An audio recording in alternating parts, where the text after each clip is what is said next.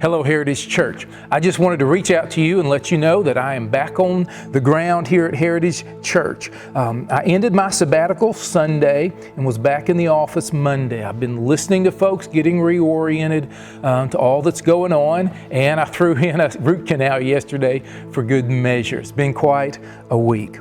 First, I want to apologize. I want to ask your forgiveness for going ahead and leaving on sabbatical at such a critical time in the life of the church. This was not a wise decision. I should have remained and stayed engaged. So to all of you, I say I'm sorry. Please forgive me. I made a leadership error. Now, can we rally together and get through this together? We have faced in some ways even greater difficulties than this in the past. We need each other, so let's move forward together. I know that many of you are upset about the delay for reopening for on-campus worship, especially when the vast majority of churches in the area have already done so. Please understand that we are doing the best we can to abide by the governor's directives as well as our bishop's instructions for large group gatherings. And our bishop of the United Methodist Church in Arkansas has instructed his churches not to meet in person for large groups before June 28th. So now to those of you who don't want to wait, I bless you to attend other churches that are meeting in person over the next 2 weeks. But please still take the time to listen to our online message when you get a chance.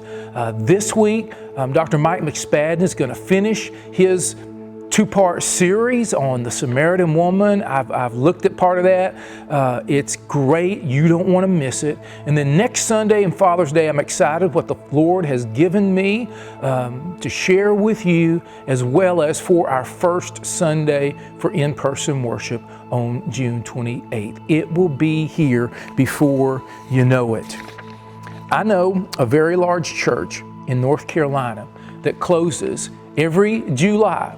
It encourages its people to visit other area churches. And then they even say this, that if you feel like the Lord is leading you to stay at that church, then we bless you to do that. Now that is very hard for me to say because we're not a very large church and we need every person that we possibly can.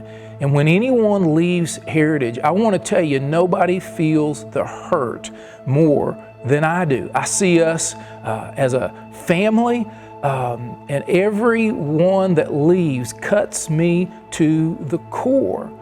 But also, if you believe that is truly God's will for you, then I want you to know that I bless you and that I love you. But please have the courtesy to come and talk with me about it or call me and visit with me about it. That will be honoring both to the Lord and to your local church. Now, one of the things that I'm learning is a principle that was encouraged by Meister Eckhart. He was a radical believer back in the 1200s.